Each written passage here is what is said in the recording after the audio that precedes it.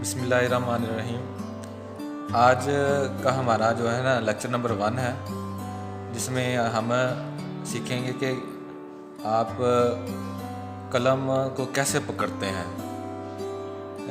हम सीखने जा रहे हैं कि किस तरह एक इंसान अच्छा किस तरह से लिख सकता है। ठीक है, हम ये नहीं चाह रहे कि कोई आपको कोई खतात बना दें।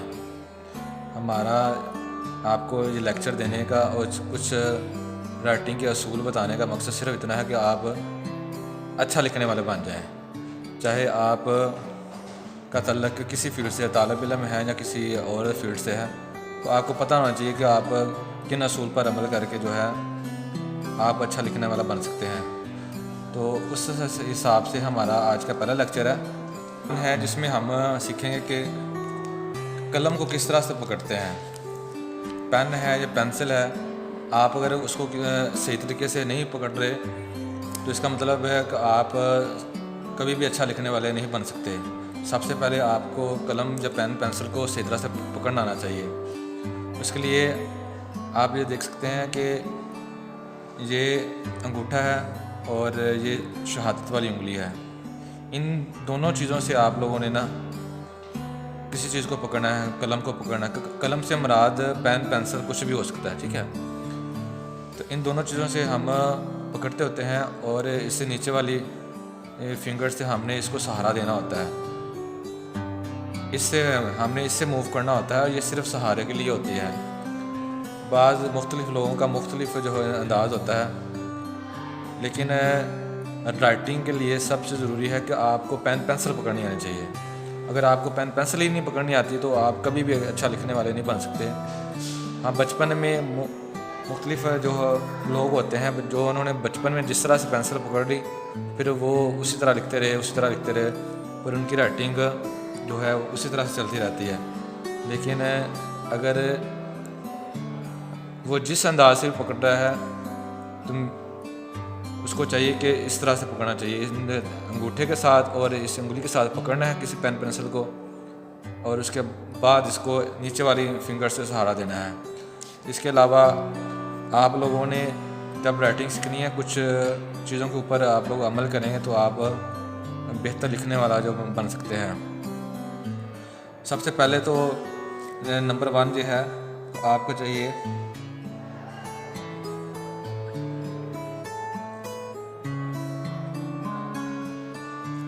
नंबर 1 है जो आप जिस पेन पेंसिल को इस्तेमाल कर रहे हैं वो दुरुस्त होना चाहिए।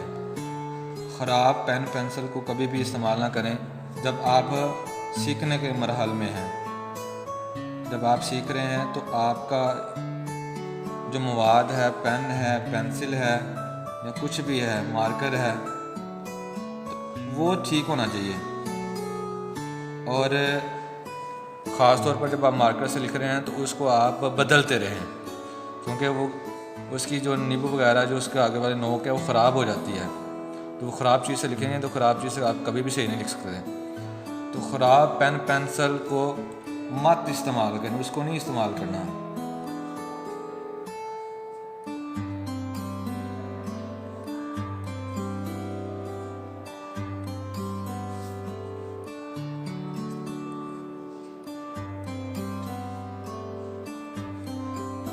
आप तो सबसे पहले आपने ये देखना है कि आप जिस चीज़ से लिख रहे हैं वो ख़राब तो नहीं है। तो अगर आप ख़राब चीज़ से लिख रहे हैं तो वो आप कभी भी जो है ना वो उसको सही नहीं लिख पाएंगे। दूसरी बात है कि हमने इसको पकड़ना तो सीख लिया कि अंगूठे से और फिंगर से पकड़ते हैं और नीचे वाली फिंगर से इसको हमने सहारा देना है उंगली से। और अब बाज़ जो लोग हैं उसको बड़ा दबा के पकड़ते हैं। ठीक है, और इसको पकड़ने के लिहाज से हमने ये देखना होता है कि इसको हमने किस तरह से पकड़ा हुआ है। दबा के पकड़ रहे हैं, ज़ोर से पकड़ रहे हैं, ज़ोर से लिख रहे हैं, तो ये वो चीज़ें हैं जिसके ऊपर अगर हम ध्यान देंगे तो हमारी राइटिंग जो है वो बेहतर हो सकती है। तो इसका पॉइंट नंबर 2 है,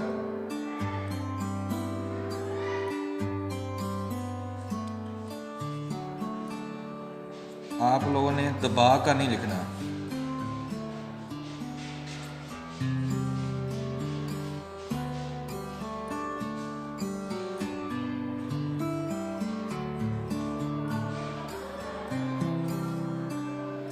पॉइंट नंबर 2 है, आपने जो पेन पेंसिल पकड़ा है उसको नरमी के साथ पकड़ना है और उसको बहुत ज़ोर से, चाहे वो पेन है या पेंसिल है, तो आपने उसको ज़ोर से नहीं पकड़ना है। ज़ोर से पकड़ के लिखेंगे, ज़ोर से लिखेंगे तो फिर इसे दो मुख्तलिफ जो है उसके नुकसानात हैं। एक तो आपको स्लो लिखना पड़ेगा, फिर आप जल्दी थक भी जाएंगे और जो है वो कोई भी चीज़ को लिखने को आपको वक्त ज़्यादा लगेगा। तो आपने किसी चीज़ को, पेन को भी इस्तेमाल करना है या मार्कर को इस्तेमाल करना है, तो उसको आपने नरमी के साथ पकड़ के रखना है, उसको ज़ोर से नहीं लिखना। ज़ोर से लिखेंगे तो आपकी राइटिंग जो है वो सही नहीं हो सकती है। और नंबर 3 है इसका,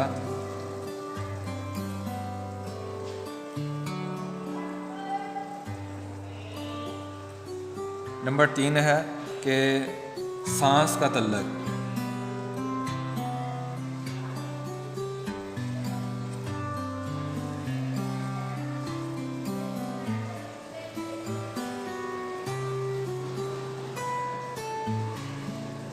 अगर तो आप अच्छा लिखना चाह रहे हैं तो उसके लिए आपको उस तरह का माहौल भी पैदा करना होगा।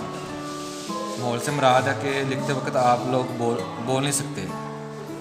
जो शख्स जो है लिखते वक्त बोलता है और एक वो शख्स जो लिखते खामोशी से लिखता है, दोनों की राइटिंग में फ़र्क आएगा। ठीक है, खामोशी से आप लिखेंगे तो आपकी राइटिंग अच्छी होगी। और इस पेन मार्कर का तल्लक सांस से भी होता है, वो अलग बात है कि हमने कभी गौर नहीं किया, क्योंकि जहाँ पे हमने ये मोटा करना होता है वहाँ पे जो है जब बारीक करना आता है सांस को थोड़ा सा रोक लेते हैं ताकि उसमें जो नफासत आ जाए, खूबसूरत चीज़ बन जाए। इसी तरह से जब हम होमवर्क कर रहे हैं, कहीं पे लिख रहे हैं, क्लास वर्क कर रहे हैं, तो अगर हम बातें सीखने के मरहले में हैं तो फिर बातें नहीं करनी चाहिए। अगर आप सीख चुके हैं तो फिर आप हो सकता है कि आप बातें भी करें तो लिख भी लें। लेकिन ये है कि मेरे नज़दीक अगर आप सीखने के मरहल में हैं तो फिर खामोशी के साथ और लगन के साथ लिखेंगे तो आपकी राइटिंग जो है वो बेहतर होगी और आप अच्छा लिखने की तरफ जाएंगे। इसका नंबर 4 है,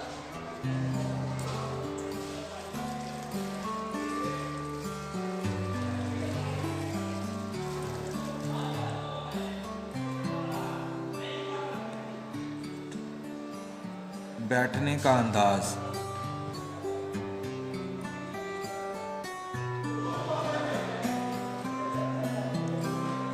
बैठने का अंदाज से मुराद यह है कि आप जहाँ पे लिख रहे हैं तो आपकी सिटिंग ठीक होनी चाहिए, आप इजी हों। और जिस तरह जो है अगर आप तालिब इल्म हैं तो आपको पता है कि आपने वहाँ पे चेयर पे बैठ कर किस तरह से आपने जो है वो वहाँ पे बैठ के लिखना है, 3 आवर्स लिखना है, जितने घंटे लिखना है। कि जहाँ आपको बेहतर मौके, आप घर में भी लिख रहे हैं तो आप उसी तरह की जो है वो चेयर रखें या उस तरह की वो आप सीटिंग बनाएं। आपको पता हो कि आपने जब भी लिखना है तो आपको एग्ज़ाम में तो इस तरह से लिखना पड़ेगा, तो वो करेक्ट जो वे होता है उसी को आपने अपने घर में, ज़ाहिर क्लास में भी वैसे होती हैं चीज़ें, तो जब आप सीख रहे हैं तो फिर ये चीज़ें इतनी अहमियत के हामिल नहीं हैं। तो ये मेरे ख़्याल में वो 4 पॉइंट हैं जिसके बारे में आपको इल्म होना चाहिए। अगर आपको इन 4 पॉइंट के बारे में पहले से मालूम नहीं है, आप गौर नहीं किया, तो इसका मतलब है आप अच्छा लिखने वाले नहीं बन सकते। तो अच्छा लिखने वाले बनने के लिए ज़रूरी है कि नंबर 1, आपने कोई पेन पेंसिल वगैरह जो है यूज़ कर रहे हैं वो ख़राब नहीं होने चाहिए और सीखने के मरहले में उसको आप बदलते रहें। और नंबर 2, आप जब उसको पकड़ें तो उसको जो है ज़ोर से ना पकड़ें, आहिस्ता आहिस्ता पकड़ें और दबा कर ना लिखें। और राइटिंग के मामले में जो इंसान की जो सांस है उसका भी तल्लक है और बैठने का जो अंदाज़ है वो भी ठीक होना चाहिए। तो ये वो बातें हैं जिन पर आप अमल करके अपनी जो है राइटिंग को जो बेहतरी की तरफ लेके जा सकते हैं। उम्मीद है कि आपको मेरी ये वीडियो पसंद आएगी।